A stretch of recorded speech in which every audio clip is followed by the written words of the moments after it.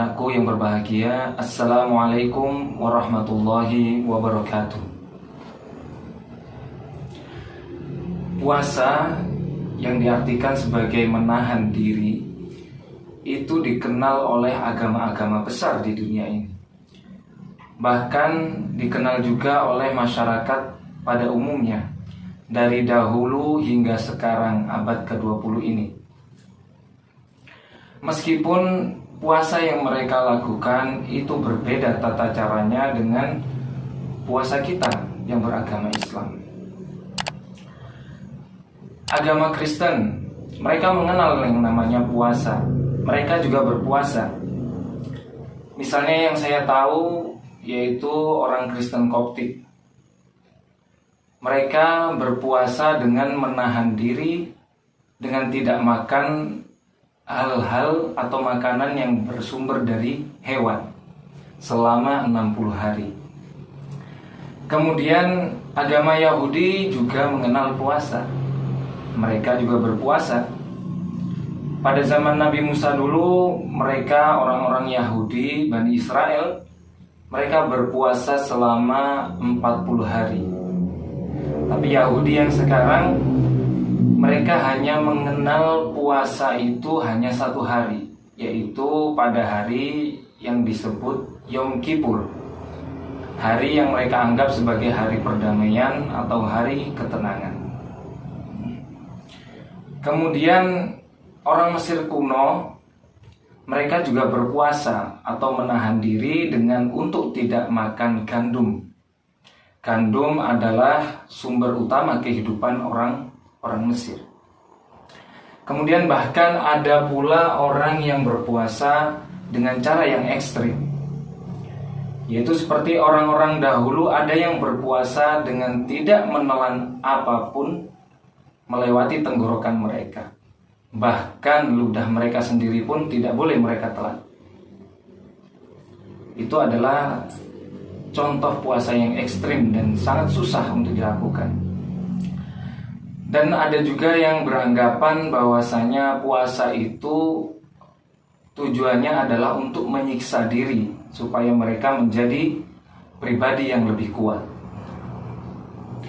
Nah, pada intinya puasa atau yang diartikan dengan menahan diri itu sudah dikenal oleh masyarakat sejak dahulu hingga sekarang ini. Karena mereka sadar akan sisi kemanfaatan atau sisi kegunaan daripada puasa tersebut. Nah, dari apa yang saya paparkan tadi itu ada kaitannya dengan ayat atau firman Allah yang berkenaan dengan puasa. Nanti bisa kalian lihat atau cek terjemahan surat Al-Baqarah ayat 183 yang berbunyi, Ya ayyuhalladzina amanu kutiba alaikumusyamu kama kutiba alal ladzina min qablikum la'allakum tattaqun. Yang artinya insyaallah, wahai orang-orang yang beriman, diwajibkan atas kamu untuk berpuasa sebagaimana diwajibkan terhadap orang-orang sebelum kamu supaya kamu bertakwa. Coba kita perhatikan pada kata diwajibkan.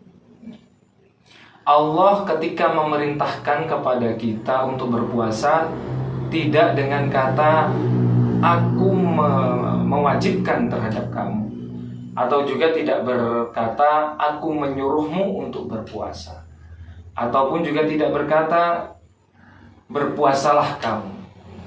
Tapi pada ayat tersebut menggunakan kata diwajibkan. Ini bisa kita pahami bahwasanya kewajiban tersebut kita tidak tahu siapa yang memerintahkan. Kata diwajibkan itu menurut ulama itu bisa diartikan misalnya bukan Allah yang memerintahkan, maka diri kita sebagai manusia ketika kita tahu kegunaannya atau manfaat daripada puasa itu, kita akan melakukannya dengan sukarela dan juga dengan kesadaran diri.